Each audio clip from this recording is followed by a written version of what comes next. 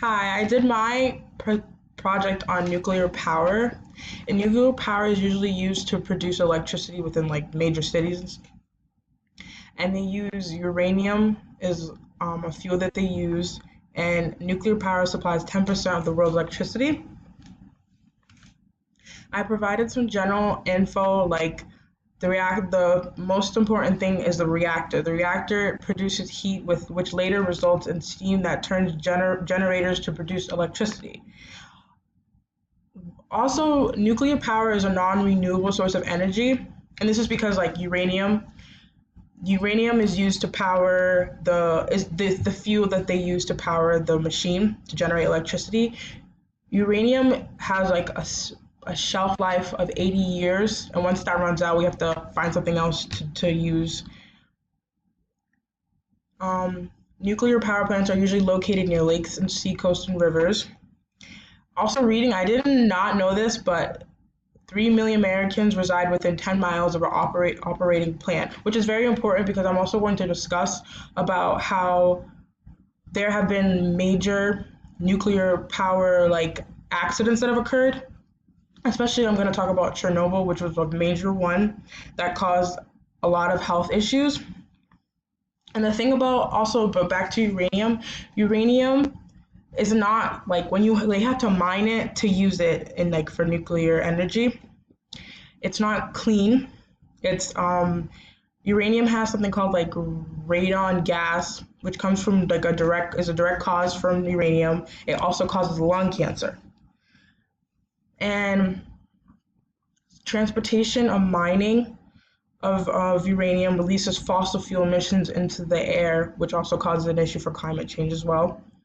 And the facilities also use like that's the reason why the facilities like that's why there are a lot of nuclear power plants are located on like lakes and sea coast and rivers is because they use water to cool the reactors down.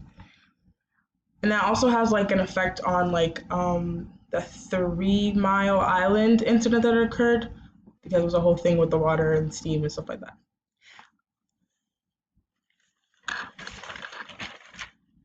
Um, Environmental hazards. So like for water pollutants and salt and heavies will they obstruct aquatic life and can cause a whole drastic change within the aquatic ecosystem. And like if an explosion occurs, it causes like major forest fires. Um,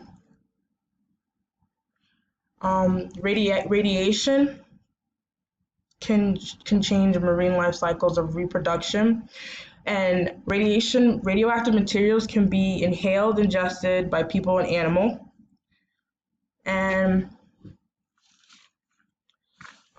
radiation sickness, there's a whole bunch of symptoms of it. There's skin burns, nausea, vomiting, diarrhea, hair loss, and general weakness, and possibly actually death that can occur, which is also like elaborates with the Chernobyl explosion that occurred. A lot of people died. Harm on aquatic life.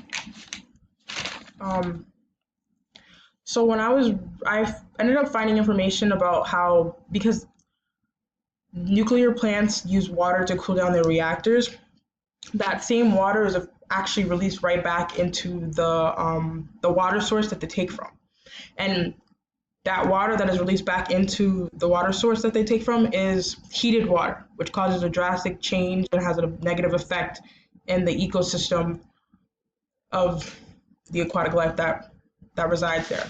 It causes a rise in pH, and also like the warmer waters cause decomposition in organic matter way faster. And I don't know how to pronounce this word. Eutrophication occurs, meaning like it's most commonly algae bloom. That's what it's mostly common known as.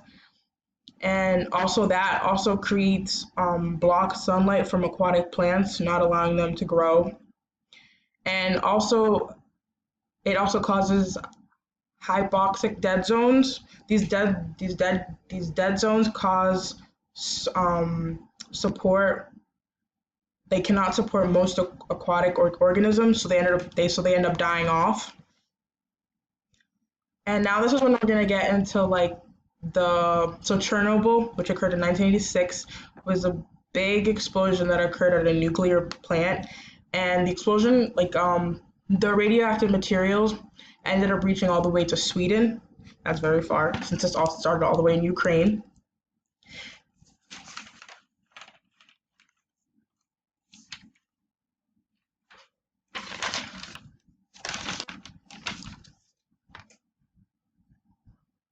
Um, while reading this, I read a lot about how a lot of kids ended up getting sick with thyroid cancer and dying because of the radioactive material and acute radiation syndrome. And a lot of them got sick. And the reason why the explosion occurred was because of a flawed a reactor design, which as well was operated by personnel that were not equipped to use the machine. It released at least 5% of the reactor core was released into the environment, and it caused acute radiation syndrome.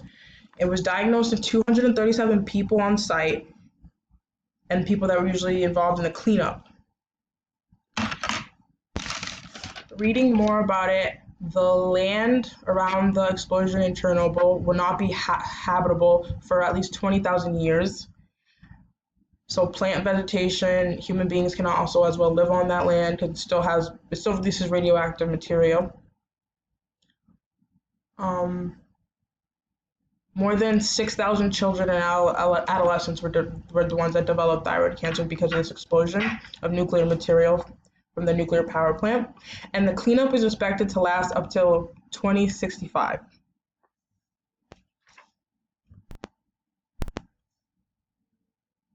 Um, 3 Mile Island was there was a nuclear meltdown that occurred in Pennsylvania, and as you can see on the map right here, it's located around water because they needed to use that to cool down the reactor.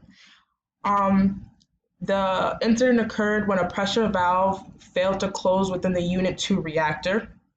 Cooling water, was contaminated with radiation. It later transferred from an open valve into adjoining buildings. This resulted in the core to overheat. And so the operators in the control room, they misread and they were confused. And from the readings that were occurring, this led to them to shut off the emergency water system. And doing so, it created it didn't turn the reactor off, although residual heat from the fusion process was still releasing. And by the next day, it heated up to 4,000 degrees, and then it created a bubble of hydrogen gas, which is highly flammable, and it was discovered on March 30th. And it was actually, when I was reading it, was at least from all this understanding of nuclear power, and there's been multiple. I used only these two examples because one was in Chernobyl was a really big one, and then the 3 Mile Island one was within the United States. That there was been it just seems like reading all this has been a lot of display of hidden information from the public because it's nuclear material and it's very dangerous. So it wasn't told till March 30th, 2 days, because the event occurred March 28th. It wasn't told until the 30th that there was a hydrogen gas bubble, which is highly flammable.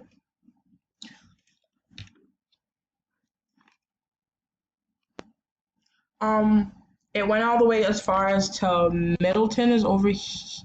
Okay, Middleton is right here, and then Hummelstone, Pennsylvania area is right here.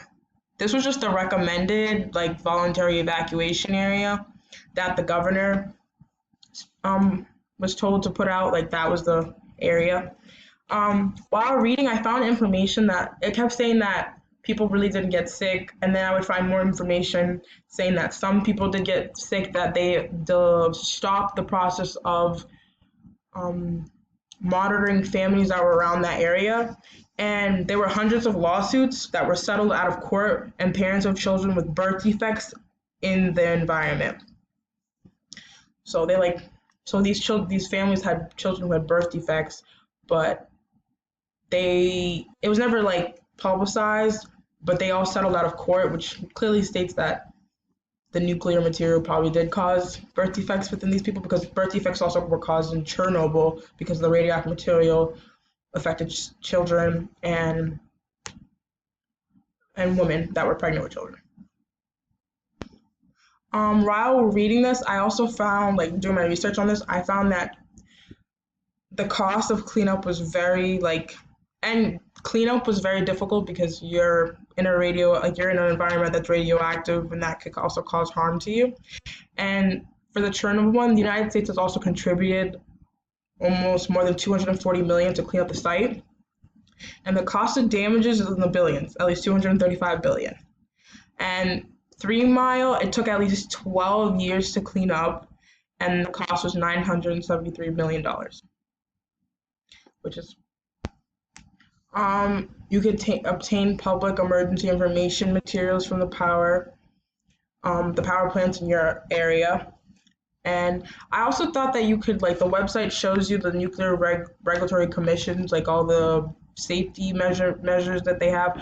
But also another thing that we could do is try to find a way to use the primary sources of like hydro and solar and wind to produce electricities for major cities, which is what I thought of, which is a really good idea. And this is my flyer to, say no to nuclear and use solar, wind, and hydro.